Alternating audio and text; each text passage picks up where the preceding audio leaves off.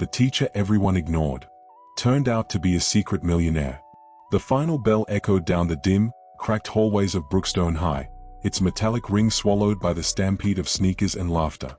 Backpacks bounced, lockers slammed, and the air pulsed with the restless energy of teenagers dreaming of summer. But amid the blur of voices and movement, one figure passed almost unnoticed. Mr. Ellison. He moved slowly, like a shadow along the cinderblock walls, his faded brown jacket clinging to thin shoulders. The cracked leather briefcase in his hand swayed with each step. It was patched near the handle with electrical tape, the kind that left behind sticky residue. His hair, silver and untamed, curled above his ears, always just a bit too long.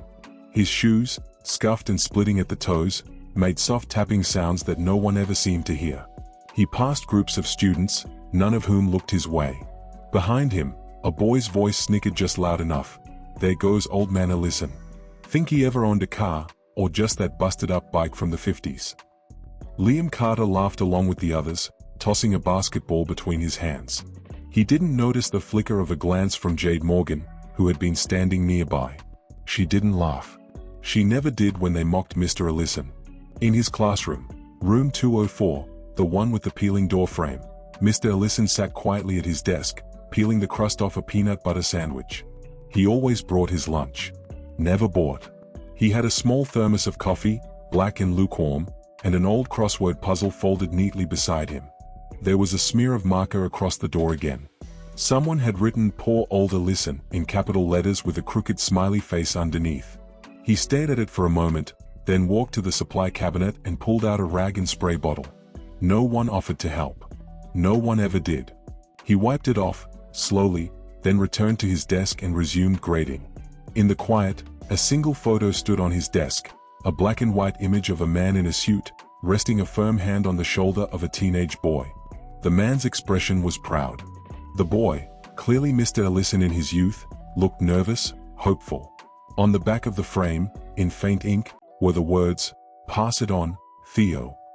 After the bell had rung its last for the day and the students were gone, he locked his classroom, stepped out into the golden hush of evening, and wheeled his rusting bicycle from the rack. The chain squeaked as he pedaled down the cracked sidewalk, heading for the small apartment complex he'd lived in for over 3 decades. Inside his apartment, the walls were lined with books. Dozens of them: Shakespeare, Baldwin, Frost, Morrison. Some were worn so thin the spines had peeled away. He placed his briefcase on the table, changed into a wool cardigan with a hole at the elbow, and sat in his recliner, where he opened an envelope, a report of his latest investment returns. The numbers were neatly circled in pen. He smiled, quietly. He didn't need much. He never had. At night, he took a walk past the cemetery 2 blocks away and paused at a modest headstone etched with the name Franklin D. Kane, the man from the photo. Mr. Kane had been a teacher once, too. The one who took in a scared, skinny orphan who was failing every subject and told him, "You are not your past. You are your potential." He gave Mr. Ellison a scholarship when no one else believed he deserved one. For years, Theo Ellison had saved, invested, lived without. Not for himself. For them. For the ones who didn't see him now, but might need him one day. He laid a small flower at the grave. "Almost time," he whispered. And then he walked home in silence. Brookstone's walls knew every footstep Mr. Ellison ever made. But they didn't know his story. Not really. They didn't know about the childhood spent in foster homes where birthdays passed without candles, where he learned not to ask for seconds. They didn't know that in 7th grade, he couldn't read past a 3rd grade level, until one man changed everything. Franklin D. Kane, the teacher no one liked because he was too strict. A black man in a mostly white school, with a thunderous voice and eyes that saw through excuses. He kept Theo after class one day and slid a worn copy of Invisible Man across the desk. "I see you," he said. "Now it's time you start seeing yourself." He tutored Theo every lunch period. Bought him pencils with his own money. And when Theo graduated, Mr. Kane handed him a folded envelope with a small check and said, "It's not much, but it's enough to start. One day, you'll do the same for someone else." Theo never forgot. Decades later, in his small, quiet apartment, Mr. Ellison sat at a creaky dining table with a notepad open. Names were scrawled in delicate handwriting. Some crossed out, some circled. He wasn't tracking grades. He was tracking character. Jade Morgan lived with her grandmother, worked weekends at the diner, always stayed late to clean the lab equipment after chemistry. Luis de la Cruz came to school every day with his little sister in tow because his mom worked nights and couldn't make it back in time for drop-off. Aisha Williams never missed a day of school, even when her family spent 2 months in a homeless shelter. These were the students no one clapped for at assemblies. But Mr. Ellison had seen them. He always saw them. On Saturdays, he volunteered at the youth center downtown, helping young men fill out job applications. Some of them were surprised when the quiet old teacher from Brookstone walked in. He didn't say much. Just sat beside them, helped them spell words like reliable and adaptable. Sometimes, when the conversation grew comfortable, they asked, "Why do you care?" He'd smile and say, "Because someone once cared about me." He kept his own needs small. Rode his bike instead of buying a car. Made his peanut butter sandwiches. Turned the heat down in winter. Every dollar he saved went into a simple brokerage account under the name Kane Education Fund. By his 71st birthday, it had grown past 2 million. He celebrated alone with a slice of sweet potato pie from Miss Lorna's cafe. She always put an extra dollop of whipped cream on top and handed it to him with a wink. Still the quiet one, huh? "I'm just waiting," he said. "Almost time." Back at school, the students still teased him. Still sneered at his scuffed shoes and ancient briefcase. Liam Carter once snatched his bike lock and hid it behind the dumpster. Mr. Ellison said nothing. Just walked home in the rain.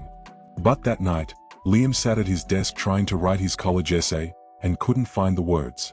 The next morning, Mr. Ellison placed a blank outline on his desk. "No one's born knowing how," he said gently. Liam stared at him like he was seeing him for the first time.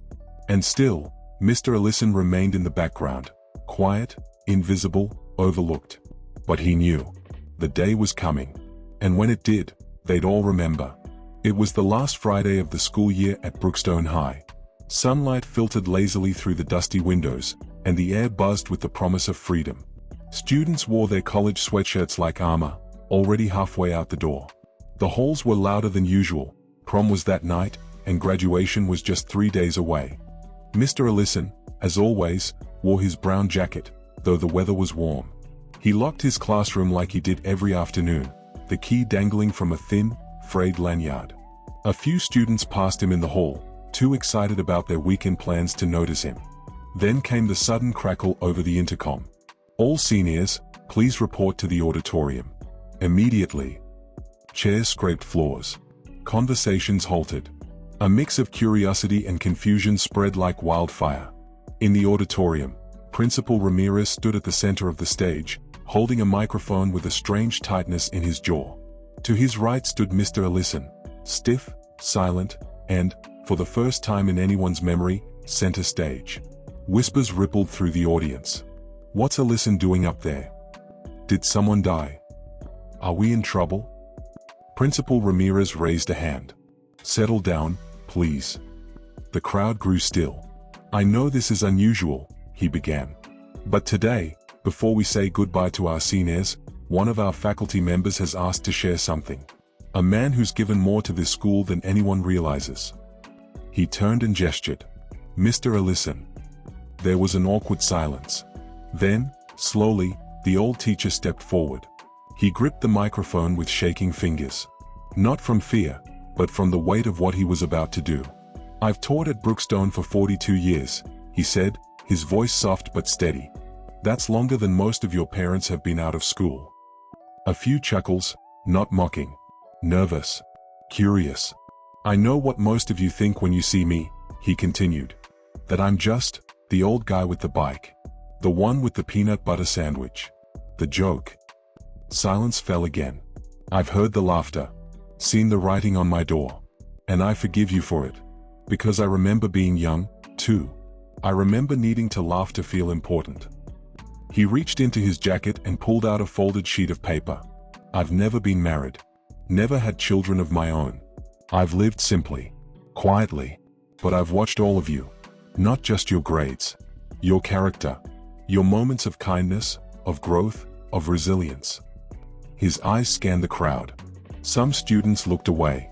Some leaned in. I invested what little I had. I saved. Not for a house. Not for vacations. But for this. He unfolded the paper and began to read names. Jade Morgan. Aisha Williams. Luis de la Cruz. Gasps echoed as he continued. 10 names in total. Every one of them stunned into stillness. To each of these students, he said, voice trembling now, I am awarding a full college scholarship. Tuition, books, living expenses. Paid in full. The room erupted, a sound like thunder and tears and all at once. Some students screamed. Some sobbed.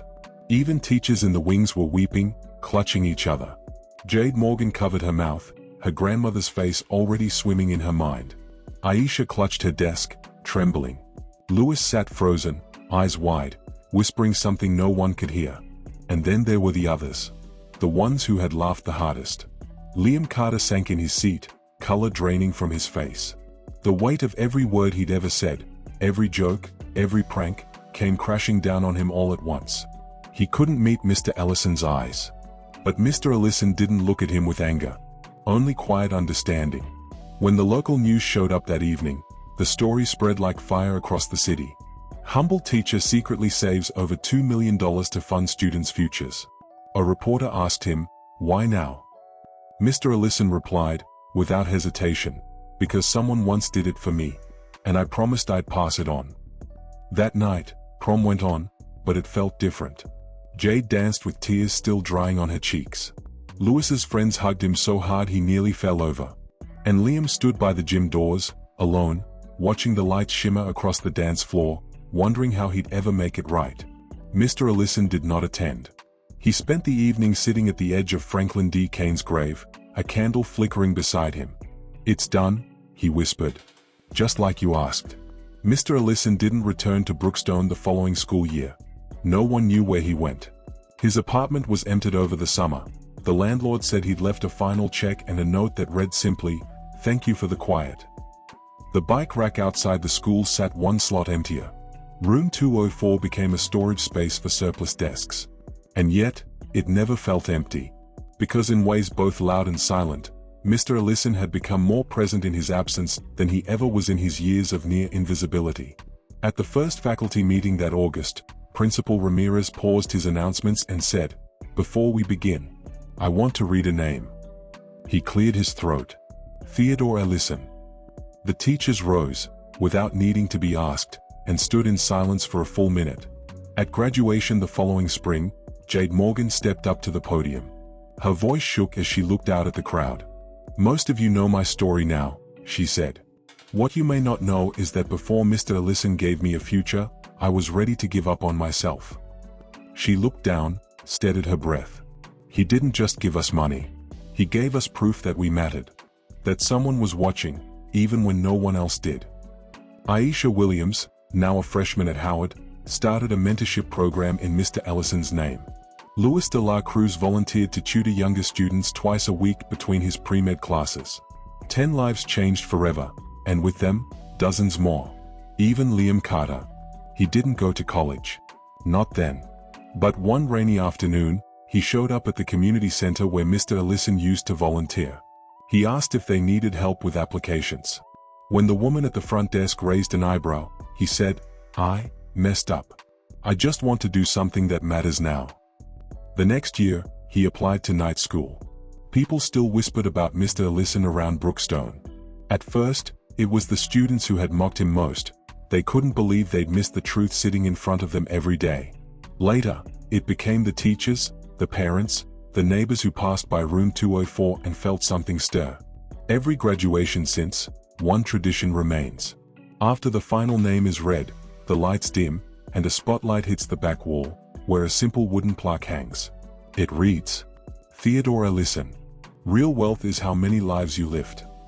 And every time the words are read aloud, the auditorium goes quiet. Not out of obligation, but reverence. Because Mr. Ellison wasn't just a teacher. He was proof that some revolutions don't arrive with noise, but with patience, dignity, and love disguised as a brown jacket and a peanut butter sandwich. He didn't leave a family behind. He left a legacy, and in the hearts of those he lifted, He never really left at all. Never underestimate the quiet ones.